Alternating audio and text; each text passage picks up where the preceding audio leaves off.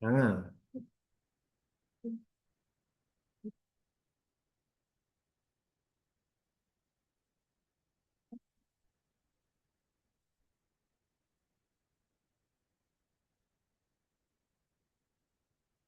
Oke.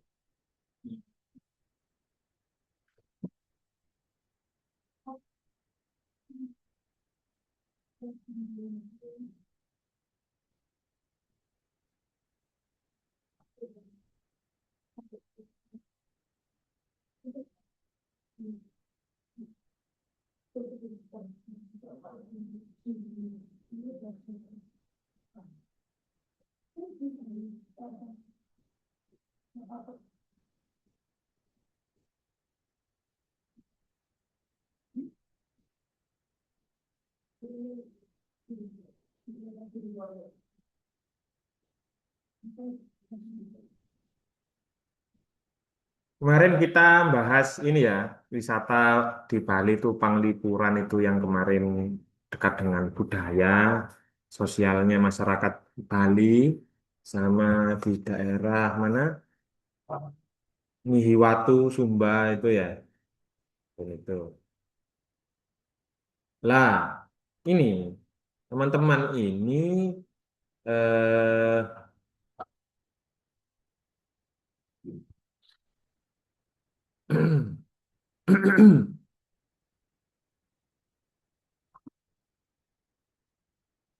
saya lupa. Kemarin saya kan dengan anak-anak UNESA ya, itu ada program namanya Earth Optimism. Earth Optimism. Jadi saya jadi salah satu narasumber, terus dapat dana, kegiatan workshop untuk potensi wisata tapi alam itu dapat 8.000 euro Pak Iki.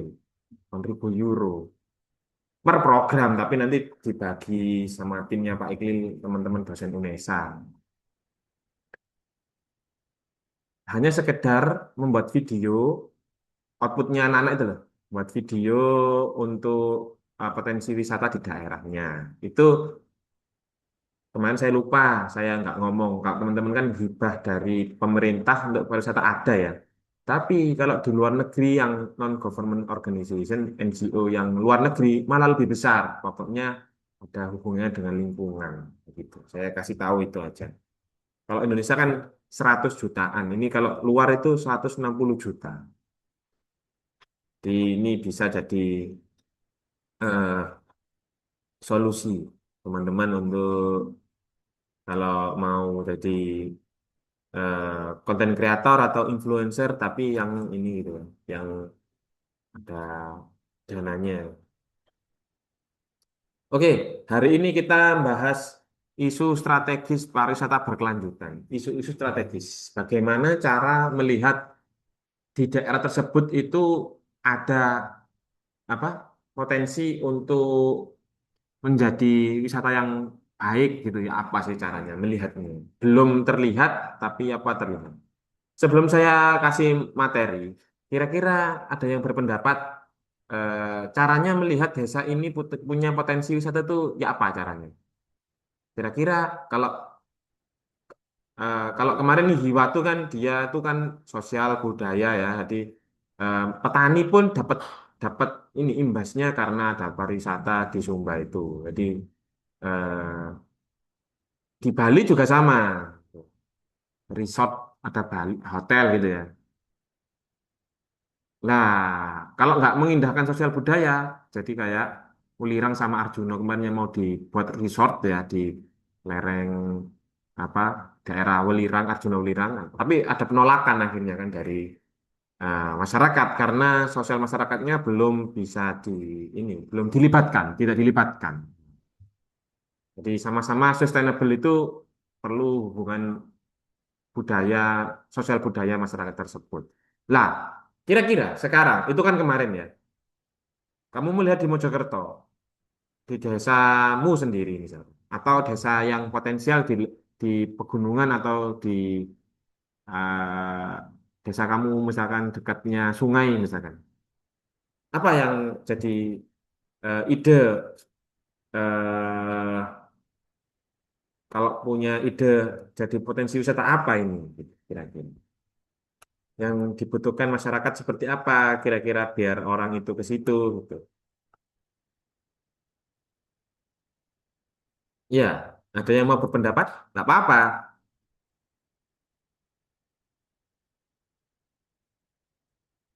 Iya, silakan. Jadi SDGs itu Sustainable Development Goals itu pariwisata itu ada 17. Tak terangkan ya. Ini termasuk literasi kamu kan suka literasi itu ya. Nah, kan ya. Yang pertama itu mengentaskan kemiskinan tanpa kemiskinan. Yang kedua itu tanpa kelaparan. Ketiga itu kehidupan sehat dan sejahtera. Di Nihiwa itu kemarin tidak sehat karena malaria ya. Dengan adanya edukasi dari pihak resort sama pemerintah akhirnya malaria terentaskan gitu. Terus pendidikan berkualitas nomor 4. Terus kesetaraan gender nomor 6 itu air bersih dan sanitasi layak. Sama ini di Nihiwatu kemarin itu sanitasi airnya sulit ya, karena sumba kering. Terus 7 energi bersih dan terjangkau. 8 pekerjaan layak dan pertumbuhan ekonomi. 9 industri inovasi dan infrastruktur. Nomor 10 berkurangnya kesenjangan. Nomor 11 kota dan pemukiman yang berkelanjutan. Jadi memang eh, tidak boleh ada kesenjangan ya. Terus kota dan pemukiman yang berkelanjutan. Jadi kota itu kan kelemahannya itu kan polusi, air, air, air quality di Jakarta itu paling paling misalnya ini paling kumuh di Asia Tenggara. Kualitas udara itu loh di Jakarta itu paling kumuh. Jadi apa? Anak yang lahir di Jakarta pasti nggak pintar karena otaknya terganggu oleh pencemaran udara. Di Jakarta loh ya, di Jakarta. Nomor 2 mana? Sidoarjo. Ya Surabaya Sidoarjo itu. Ketiga saya lupa. Jadi kamu beruntung di Mojokerto ini udaramu masih tidak tercemar ya. Pemukiman tata kelola pemukiman kota, kelola kota itu diatur. Jadi kamu nggak boleh bangun-bangun ngawur gitu, tapi harus di ini ya, diteliti itu dapat dapat bantuan dari Waalaikumsalam. Dapat bantuan banyak di mana-mana. Nomor 12 konsumsi dan produksi yang bertanggung jawab. Nomor 13 penanggungan perubahan iklim. Nomor 14 ekosistem lautan. Nomor 15 ekosistem daratan. 16 apa ini? Perdamaian, dan keadilan dan kelembagaan yang tangguh. Terakhir 17 kemitraan untuk mencapai tujuan.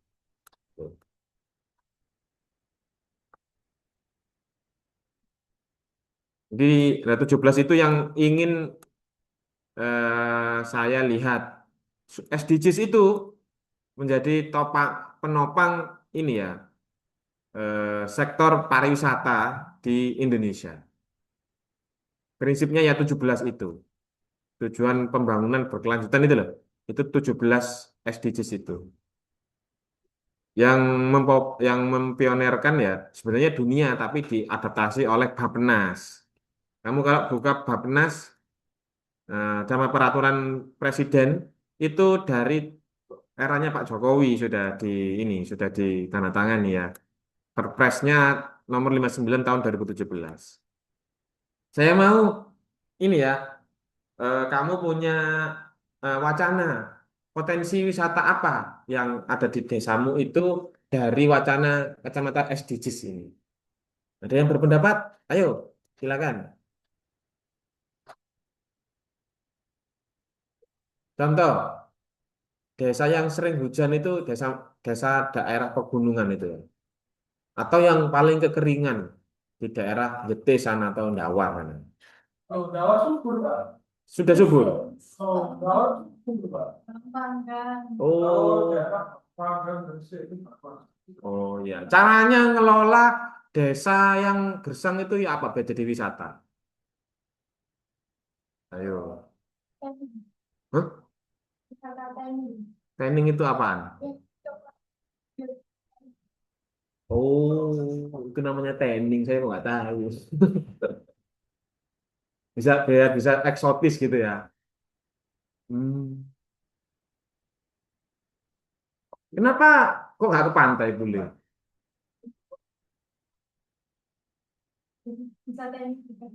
Di tengah sawah gitu ya.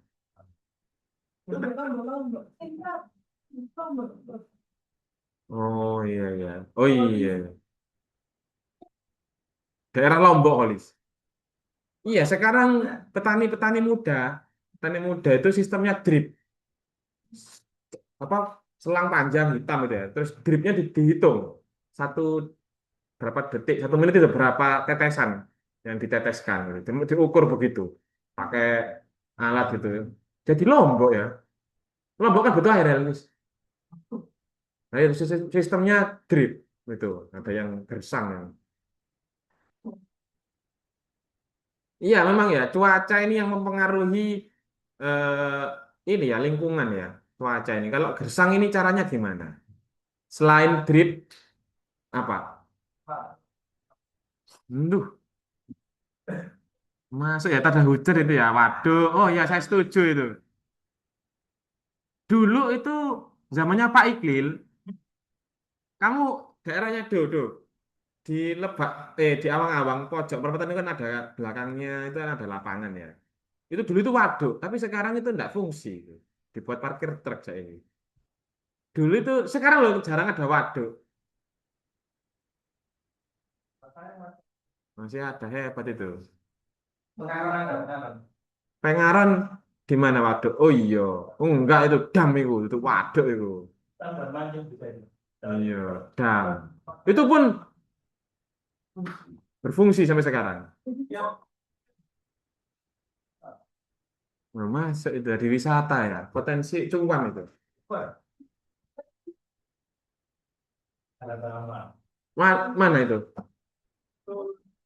Di Ndawar ada waduk. Jawa ada, Pak. SMK Ndawar itu kemana? Jawa belakangan. Permatan, permatan ya. Patah. Ke kanan, betul. Betul. Oh, makanya gak tahu aku ngiri. Nganan jadi. Heeh. Oh, ada waduknya di situ ya. Jadi kamu harus bisa mempopulerkan, membuat video wisata, potensi wisata itu, isu-isu strategis itu. Di daerah mana ya?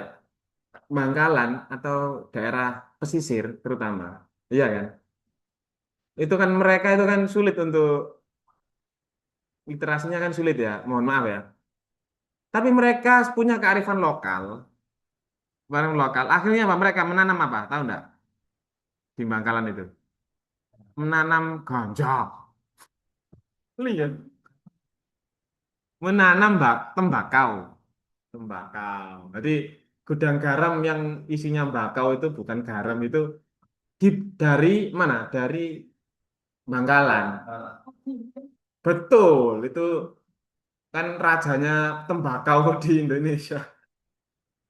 Betul, karena macam-macam lah. Heeh. Haji Her. Iya. Tapi kan akhirnya tembakau jadi komoditas utama di situ. Gitu kan. Masalahnya apa di Madura itu? Ketimpangan antaranya si kaya dan si miskin terlalu jauh. Kawasan kota dengan desa terlalu jauh. Jauh. Heeh, jauh sekali. Bedanya jauh. Nah, itu kenapa itu kok bisa begitu itu? Kenapa kok mereka itu jauh? Apa sulit untuk di anu.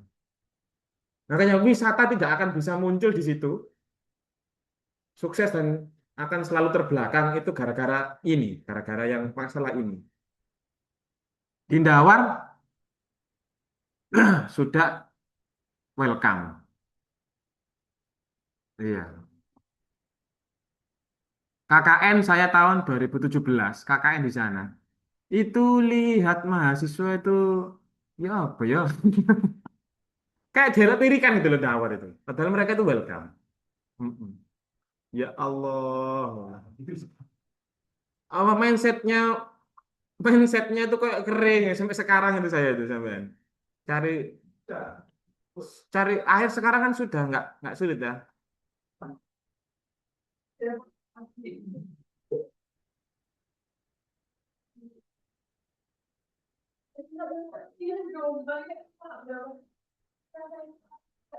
Mas, kalau kemana-mana itu gampangnya kita ditarik-tarik gitu, Pak. Ternyata sudah ada maju ya. Zaman dulu. Iya, kita karena belum. Berarti masalahnya itu kita belum kenal ya. Heeh. Masih mindset lama, masih mindset lama.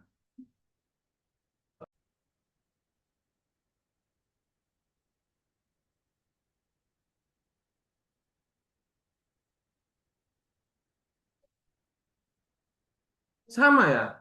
Dulu di pegunungan itu dianggap angker, kayak di Kembang Belor contoh. Kan sekarang ada apa wisata apa di Kembang Belor itu yang sampingnya Matul Uma itu loh. Oh itu, nanti hari. Bernade Valley. Jadi kan ramai kan. Padahal dulu dianggap angker, banyak penunggunya. Ada mindset-mindset stigma seperti itu di masyarakat. Ndawar itu seperti ini, di gunung itu begini. Literasinya itu kurang. Di pesisir itu begini. Ada Nyi Roro Kidul. Sejak kapan Nyi Roro Kidul berwisata? Apa? Tuning, tening, tening. Sejak kapan? Sandbab di Karang-Parangtritis itu. Iya. Berarti apa yang masalah di apa Bangkalan juga di Madura itu? Literasi mereka rendah. Jadi mereka tak bisa mengakses informasi seperti layaknya kalian. Nah, hanya post-truth yang mereka terima. Post-truth itu begini, yang diinginkan oleh netizen ya itu kebenaran. Padahal itu bukan yang benar. Contoh, contoh. Saat ini ada kasus viral apa? Kasus viral apa sekarang? Paling viral. Aku kan dulu, saya kan dulu sosial media. Yang paling viral, viral. Iya, paling viral. Fakultas hukum. UI. Nah, yang kamu inginkan paling kamu inginkan pelakunya kamu ini kan pelakunya dihukum seberat-beratnya gitu kan. Iya kan? Yang kamu ingat yaitu kamu buat sesuatu yang seperti itu. Padahal enggak. Realitanya mereka nggak dihukum misalnya. Realitanya saya nggak tahu faktanya. Realitanya nggak dihukum mereka. Tapi penetizen itu kepingin membuli terus pokoknya ya 16 atau 17 mahasiswa itu. Hanya karena WhatsApp grup ya. Tapi melecehkan perempuan memang. Pelecehan seksual verbal di WhatsApp group. Oh, iya. Tapi kan akhirnya kan geram ya. Gitu. Padahal itu enggak seperti itu. Jangan-jangan yang salah bukan hanya yang ada pemicunya. Gitu kan kita nggak tahu kan ya. Itu namanya post truth. Di Madura seperti itu. Jadi literasi untuk menolak hoax itu enggak ada. Jadi untuk masuk ke situ, misalkan uh, pemerintah mau membuat wisata ke situ, wes isu-isu yang belum-belum sudah menjadi-jadi gitu. Oh jangan masuk ini apa wisata ke sini nih, nanti eh, merusak moral agama budaya kita. Nanti kalau turis masuk kita kayak Bali gitu, banyak bule-bule begitu. Sudah begitu mereka itu menolak sekali. Apakah di daerahmu seperti itu? Pertanyaannya. Iya ya, masih masih seperti itu ya. Komunikasi antaranya pemerintah dengan masyarakat itu agak ada gap besar. Yang bisa menjembatani siapa? Ya pemuda-pemuda ini. Generasi tua di daerahmu itu sangat kolot pemikirannya. Iya benar, beneran. Heeh. masih eh, belum bisa melek teknologi juga banyak. Ya. Ini teman-teman saya harap nanti bisa menjadi ini ya, pionir. Desanya jadi potensi wisata ya. Bahkan ada yang ini eh, kayak temperatur, curah hujan, angin itu dalam periode waktu tertentu jadi wisata.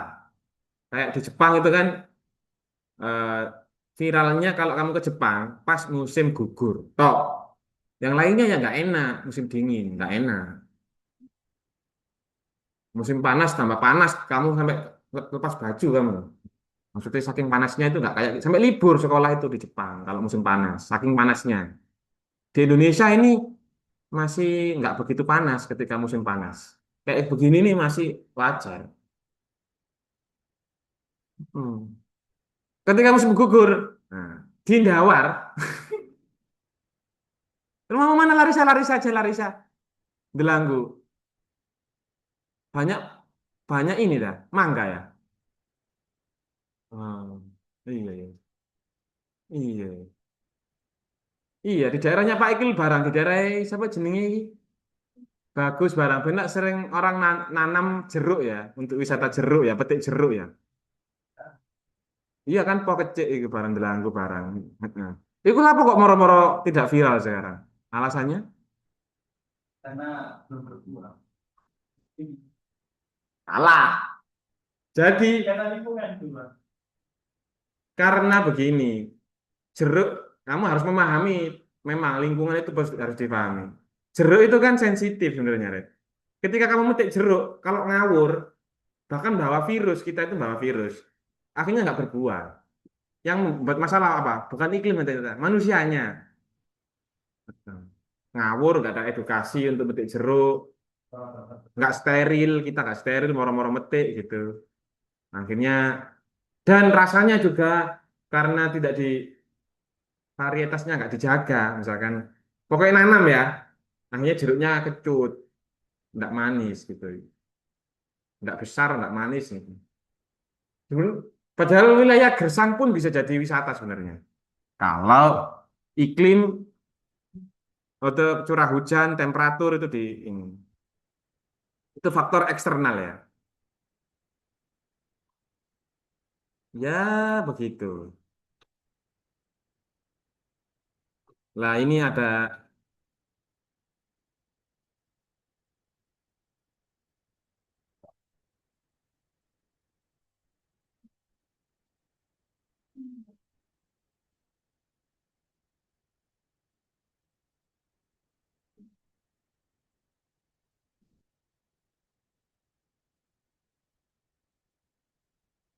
iya.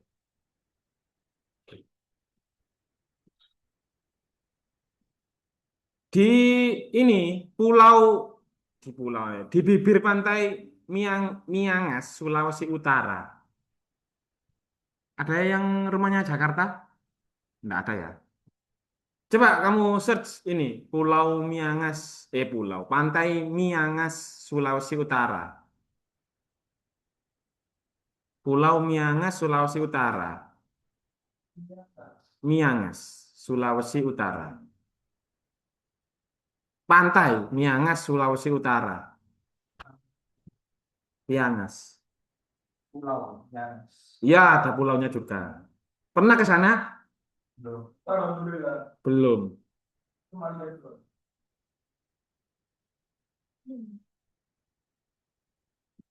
Untuk iya di situ. Kira-kira apa kendalanya masalah wisata di daerah situ? Kira-kira kamu lihat tempatnya kan bibir pantai. Iya kan? Ada pantai, paling utama pantai. Kira-kira masalahnya apa pantai? Betul. Apa abrasi? Betul. Jadi naiknya permukaan air laut ke bibir pantai. Sama kayak di Surabaya di Kenjeran itu, sama kayak di Jakarta juga itu akhirnya pakai giant wall apa sih di Jakarta itu? Great Giant Wall tak apa? Oh, Kita bilang kita. Iya, kalau di Miangas tidak dipagari, tapi pakai talut. Talut itu kayak blok semen ditumpuk-tumpuk begitu, kayak bulat-bulat. Tumpuk. Akhirnya apa? Pantainya tertutup. Kalau nggak ditutup, warganya akan tenggelam. Terus cara mengatasinya bagaimana? Cara mengatasi abrasi gimana caranya? Naiknya permukaan air laut ke pantai, bibir pantai, caranya mengatasinya gimana? Tahu nggak?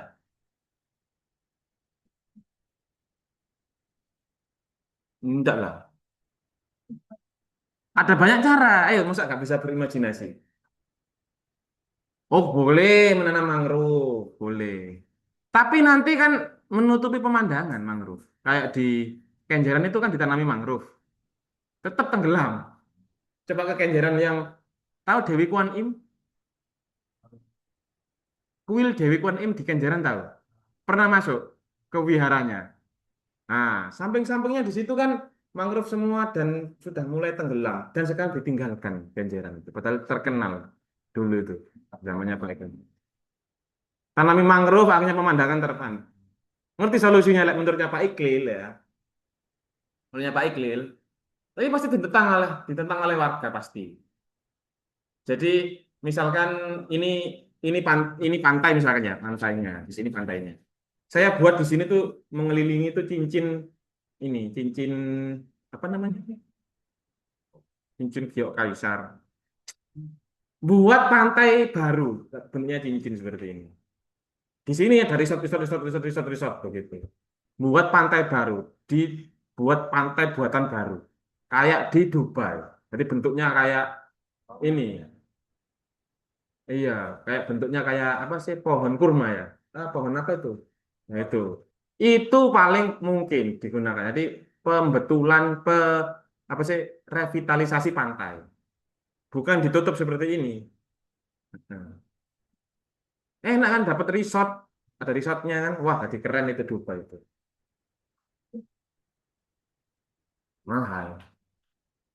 Tapi ya sama, dengan menutup harganya semen ya sama lah. Malaysia juga melakukan itu sekarang. Jadi pantainya beli di Indonesia, di pasirnya beli di Indonesia, dibuang di Malaysia. Indonesia ya mau-mau aja. Akhirnya yang abrasi siapa? Yang abrasi Indonesia. Terutama Sulawesi. Sulawesi ini kan berlangsung ini ya, apa sih ini jenengnya kira? Berhadapan-hadapan dengan samudra kan. Sulawesi bibir pantainya itu loh. Tuh. Kalau di awang-awang, kalau di Gondang, terus mana? Belanggu, kada wisata ya. Apa itu? WD. Besok fun running ke WD besok. Iya, kamu ya. Iya, enggak ikut. Mahal ya. Heeh. Lah itu loh, bahaya ini bahaya banget. Kamu kalau di Surabaya 1.500.000 run itu. Padahal kan panas ya. Itu jam. Tapi di sini 150 itu sudah mahal. Ini ada masalah ini. Hmm. Ya apa saya jelaskannya itu ya. Nah, ada gap itu loh masalahnya. Karena ada gap nggak sehat, sulit. Caranya edukasi yang masif, literasi yang masif, guru disejahterakan, guru sejahtera, guru pintar, terus apa potensi orang yang pintar itu ada ruang yang baik gitu ya. Maksudnya dihargai betul gitu ini. Nanti lama-lama lah bagus sendiri Mas Jakarta. Jadi pendidikan ini yang paling penting vital. Kemarin kan sosial budaya ya. Ternyata literasi itu yang juga menopang kehidupan budaya wisata wisata di daerah tersebut. Di Gondang cik kita itu ae sulit untuk WD ini berkembang. Yang ada apa? Rugi WD. WD itu merugi. Iya, dapat tanya yang pasti rugi. Karena orang nggak mau ini. Tapi kalau ke kota, mahal mahal apapun akan dibeli. Contoh, Kidos. Ini pendidikan ya. Kidos bawa ke desa, ke Pengaron atau pokoknya daerahnya Pak Iqbal lah. Pasti nggak ada yang mau ke situ. Tutup. Ini loh ada ketimpangan sosial ini loh yang bikin wisata itu anu tidak laku. Kidos berapa masuknya anak-anak? 10 juta SPP-nya itu tiap semester itu loh. Masuknya mahal. Biaya gedung, biaya jalan-jalan, wes. Coba ngelamar ke Kidos. Bayaranmu 3 juta, 4 juta. Bawahnya UMR. Tapi SPP-nya wow. Memang kita kalau usaha memang harus cari untung begitu ya. Seuntung-untung mungkin gitu ya. Mahal-mahal kan sekalian. Buat TK yang mahal itu kayak gitu. Buat pariwisata gitu ya. Mahal sekalian. Tapi hospitality pasti pelayanan terus worth it gitu. Di gitu kan begitu ya, kualitasnya dijaga, PU-nya ramah-ramah, pegawai sapamnya itu ngalah-ngalahi polisi yang ininya slogannya mengayomi. Jadi kayak sapamnya BCA gitu loh kan.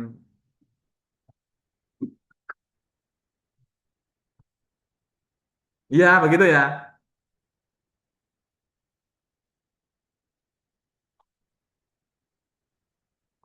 Saya tak search sebentar ya. Saya mau kamu search juga.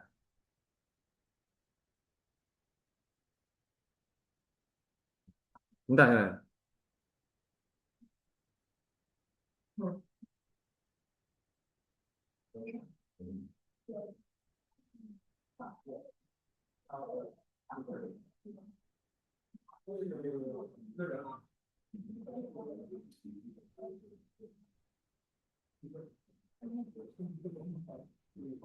Oh ini saya ingat ya.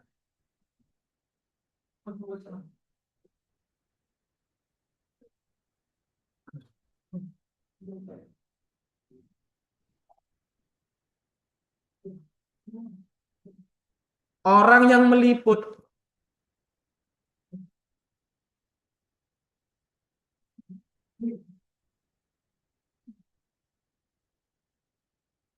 ini deh namanya deh.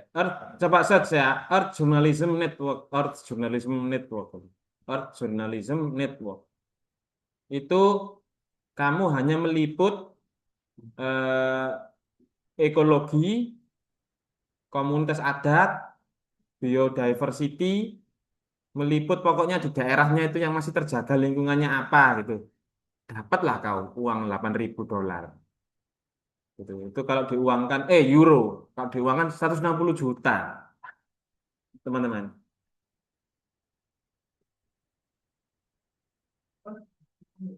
Iya, itu bebas itu. Kamu kalau punya video video dokumenter yang mendokumentasi hampir punahnya satwa kelelawar Jawa misalkan, dapatlah kau 8.000 euro. Hanya begitu aja. Pulau Komodo itu viral gara-gara ada komodo kan, karena dia komodo itu satu-satunya di situ, gitu kan ya. Nah, sama kayak harimau Jawa misalkan, kan sudah hampir punah, kelelawar apa gitu. Laut misalkan ada di laut itu ada binatang apa yang hampir punah di Indonesia tok, paus tutul itu di Kenjeran itu kan ada paus apa sih, sing makan plankton itu. Kecilmu dulu pernah ke Kenjeran kan? Bukan yang tul-tul itu loh, paus yang makan yang ada totol-totol, paus totol apa sih?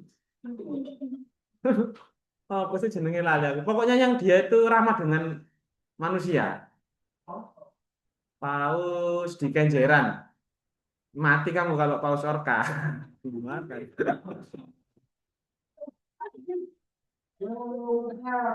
Betul, itu bisa plankton itu. Itu ramah. Iya, iya kayak memang kayak hiu. Itu kecilnya Pak Iqlil naik perahu. Iya hiu paus, naik perahu. Terus pakai apa jenenge ini pakai apa sih? Pelampung. Saya megang-megang. Nggak apa-apa dipegang-pegang. Nggak makan anak kecil. Itu kalau viral sampai ke luar negeri, Itu kalau ada, ada yang tahu ini Geraha Popi? Weh, lanang seperti lanang. Tahu sebelum Geraha Popi jadi bangunan apa dulu? Geraha Popi itu dulu, kamu tahu es tebu, ah? Es tebu mertek gitu, tahu ah? Ah, masa gak tahu? Ini laki-laki guyu ya. Kamu kalau lihat ke arah barat pasti kelihatan Geraha Popi Bogosar tempat karaoke. Pernah di demo masyarakat Ramadan seronok ya, pernah di demo masyarakat. Dulu sebelum Geraha Popi itu berdiri, ada coba search aja lumba-lumba apa sih? Akuarium lumba-lumba. Dulu kecilnya Pak Iklil. Ke sana cuman lihat lumba-lumba. Ada lagunya soalnya. Ada lagunya. Si lumba-lumba gitu lagunya. Geraha Popi dulu itu tempat wisata air lumba-lumba. Ada atraksinya, terus kita bisa megang gitu.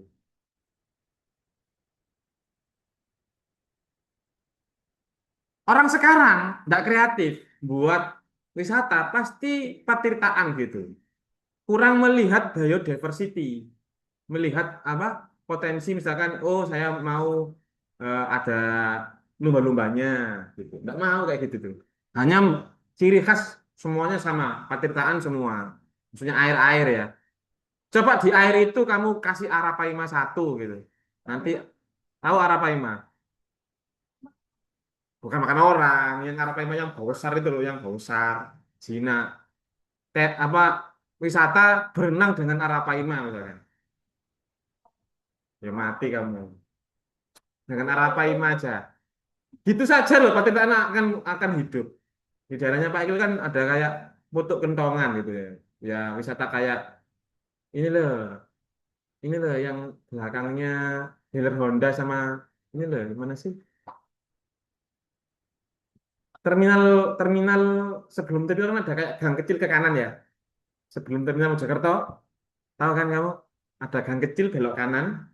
Ya. Nah, itu kan ada sebelah kanan ada wisata yang terbengkalai kan. Nah, taman itu dana desa kan yang bikin. Nah, itu dikasih Arapaima gitu yang khas gitu. Hidup, guys. Kenapa nggak terpikirkan seperti itu desa-desa itu? Sebenarnya kan eman duit. Sebelahnya lagi ono itu kafe gak jelas sih sih. Yesus. Oh iya ya. Ya itu ya. Isu strategis caranya bagaimana? Pertama, lingkungan kamu perhatikan, biodiversity, hewan-hewan itu juga diperhatikan. Intinya begitu.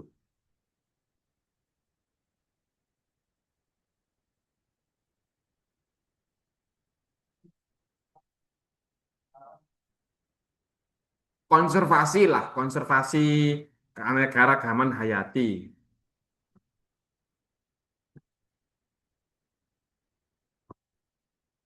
Ini sama tak kasih informasi ya. Tahu judi? Tahu judi? Itu legal apa ilegal? Legal ternyata. Kamu perus buat buat area judi, tapi kamu izin legal kan? Ada yayasannya, atau ada PT gitu ya. Terus kamu daftarkan di nomor induk berusaha NIB. Tahu NIB? Nah, di situ kan kasih ada ada pilihannya judi dan anu hiburan ada legal. Di sini dijelaskan juga sama ya. Tapi untuk kamu informasi sudah besar ya. Itu potensi wisata juga ternyata. Iya kayak di yang terkenal itu mana judi di Mojokerto ada ya tempat judi yang legal itu. Nggak tahu ya. Kalau di Surabaya tahu. Selamatlah kamu. Nggak tahu gitu-gitu. Kalau klub-klub gitu tahu. Nggak tahu ya. Alhamdulillah kamu anak baik-baik. Selamatlah kamu.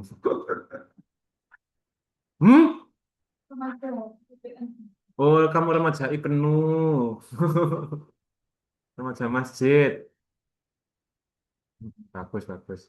Untung kamu kuliah di Mojokerto. Nggak terpengaruh kehidupan malam. Alhamdulillah.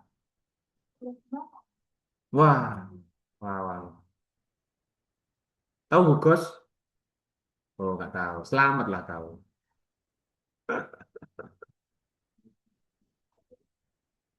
Sebelahnya wisata yang desa yang tadi saya bilang itu dan yang taman itu ya, sebelahnya itu dipampang minuman keras gitu. Jadi baliho besar. Kok nggak digerebek, kok nggak dibubarkan? Karena legal, hiburan malam. Ada izinnya, ada. Jangan suudon. Di Indonesia begitu ternyata. Dan baru tahu. Oke, lanjut. Minggu depan saya mau ini ya teman-teman ya. Kamu semua mulai mempresentasikan desanya atau tempat wisata yang kamu pilih minggu depan.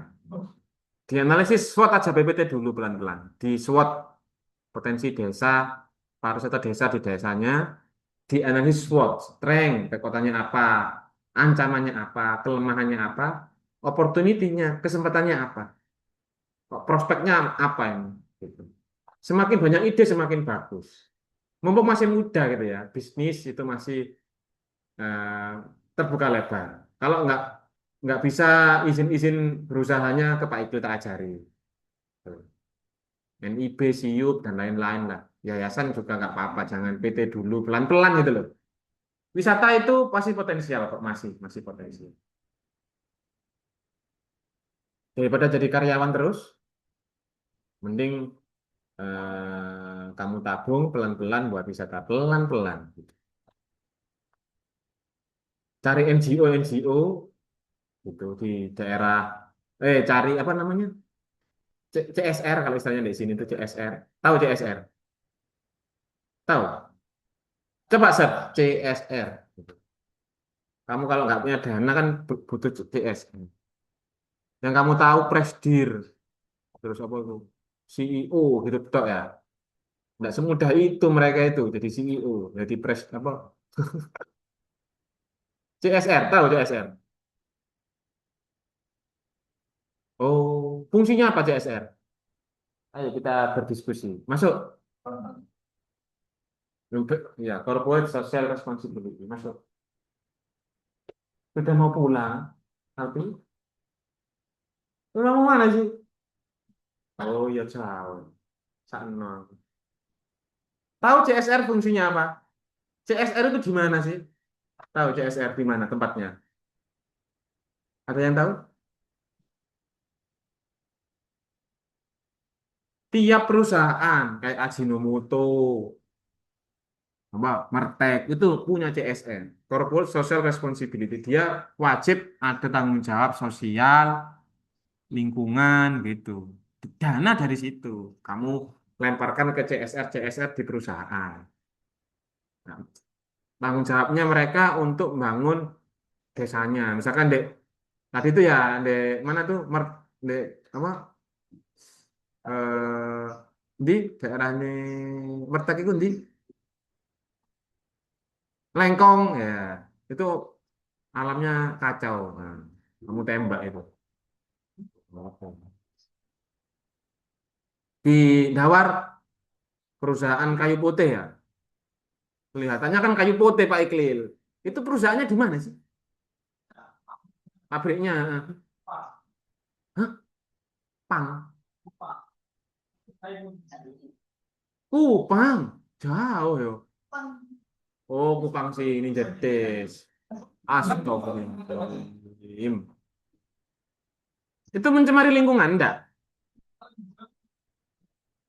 Mungkin nggak boleh 50. Baunya ya. Heeh. Cerobongnya tinggi apa pendek? Cerobong asapnya. Kalau saya Oh, aman itu. Masyarakat sekitar terganggu ketika hujan. Ketika berproduksi terganggu. Enggak, oh, aman. jauh nggak, tapi kalau agak lumayan dekat itu baru. Hmm.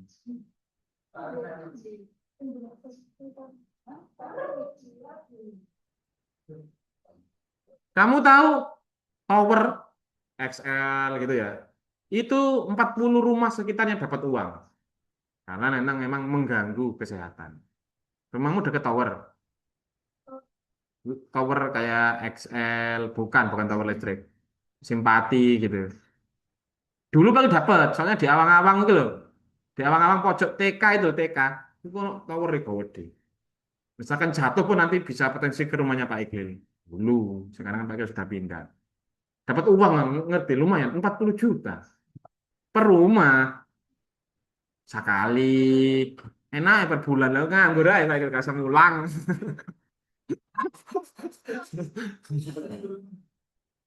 Wah, hebat itu.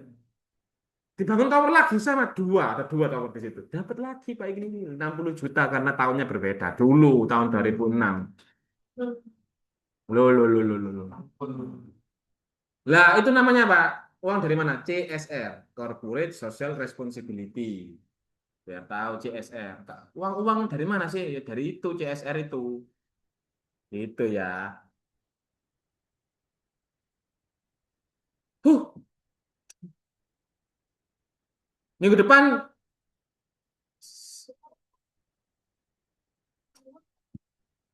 di sini kan ada ini ya, ada ini 9 anak ya. Iya, 10. Siapa yang nggak kelihatan? 1, 2, 3, 4, 5, 6, 7. Oke. Angger, wis gak lulus, mesti gak lulus hari ini wis. Sudah 5 kali nggak masuk. Tadi. Mm-mm. Iya, suruh nggak usah masuk wis Angger. Ini beneran dicek ya Pak Iki nggak bisa masa menipu-menipu. Dia nggak, anu Pak Iki ya menghormati Pak Iki, saya nggak menghormati dia. Itu anakku ya. Apa perlu nih Pak Iki wis gak lulus, gak lulus. Sekali-kali ya. Angger bilang, Angger gak lulus. Kalau mau negosiasi, negosiasi ke Kaprodi bilang begitu. Biar melawan Pak Iqlil Kaprodi kalau membelani Angger. Hmm. Atau Bu Suesti sekalian biar melawan Pak Iqlil. Wakil rektor itu. Soalnya Angger pasti nggak ada yang bela karena dia yang salah. Siapa lagi yang sini nggak masuk? Saya absen sekarang.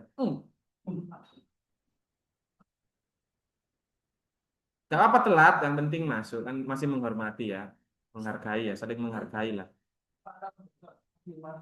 Masuk, oh pokoknya jangan sampai melebihi 4 kali, kan memang begitu peraturannya.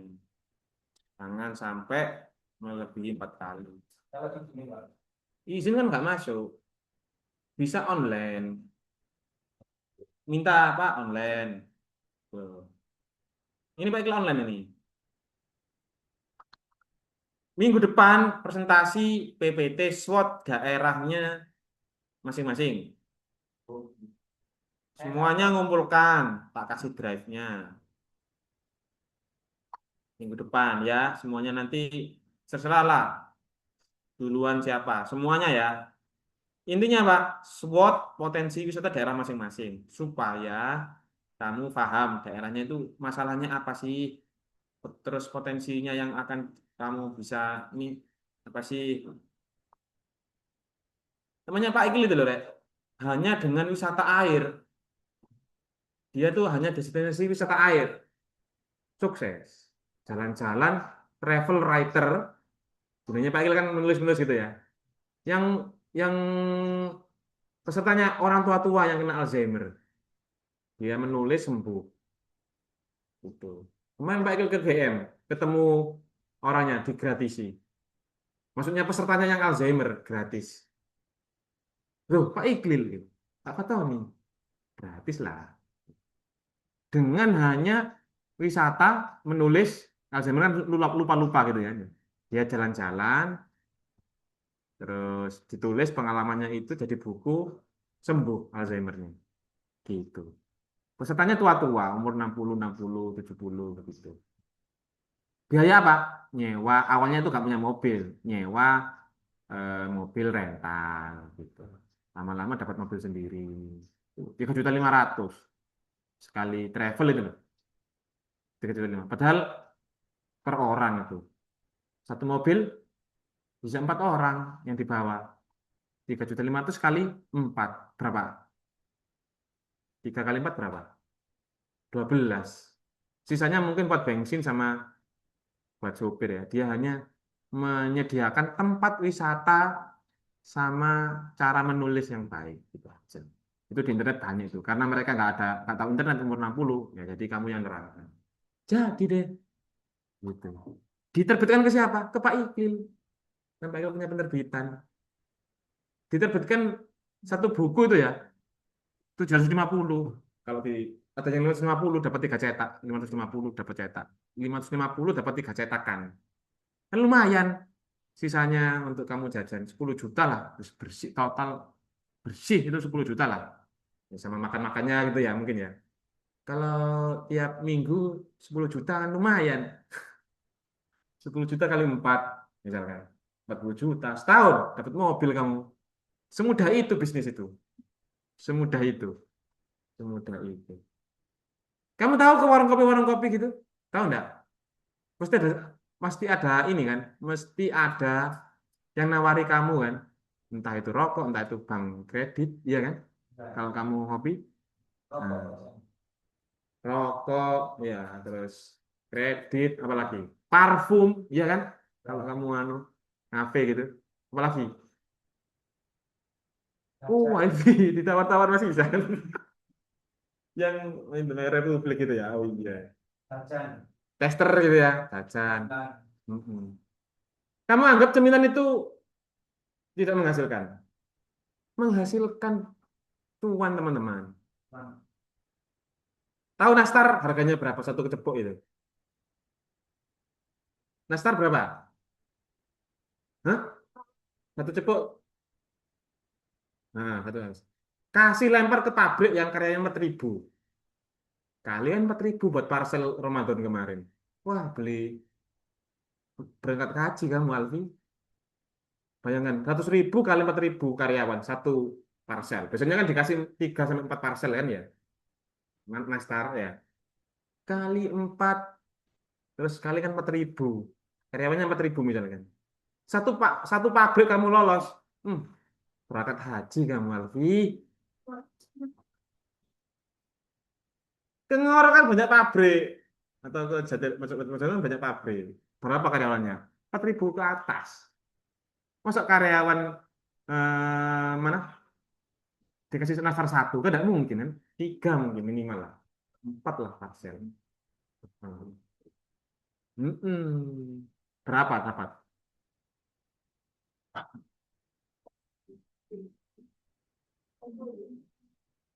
Sudah. 40 juta. Satu pabrik. 5 pabrik. Cuan. Kamu habis lulus nggak ada pikiran ya mau ngapa gitu ya? Nggak ada pikiran ya? Pintar. Harus punya pikiran ya. Saya ngapain? Karyawan boleh, tapi jangan selamanya jadi karyawan tabung gitu ya. Jangan hedon. Tabung untuk usaha sendiri kayak Mbak Alfi. Atau kamu suka jalan-jalan bisa menyetir. Eh, Buat travel yang plus-plus, yang kreatif gitu. Yang travel writer gitu.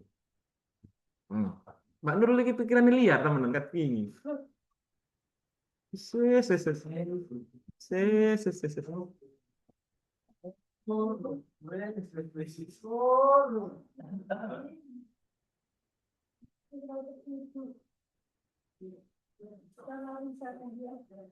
Tapi ingat ya, pariwisata itu punya kode etik.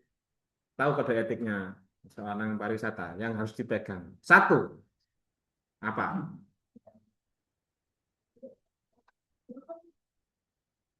Saling menghormati antar penduduk dan masyarakat. Kamu jangan sampai menyinggung perasaannya penduduk. Nomor dua,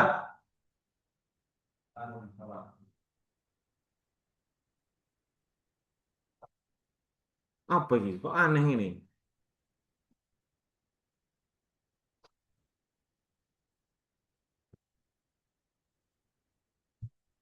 Wah, ini bahaya ini. Hak kebebasan bergerak wisatawan. Maksudnya apa? Kebebasan bergerak wisatawan. Maksudnya apa sih? Kebebasan bergerak wisatawan. Saya juga nggak paham. Apa ini? Mungkin mereka bebas bergerak begitu ya.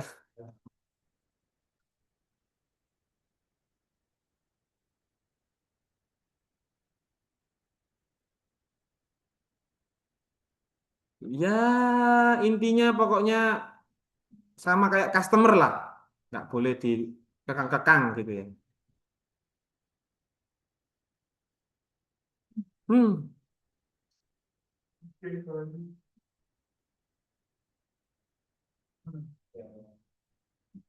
Ya sudah selesai, sudah waktunya habis.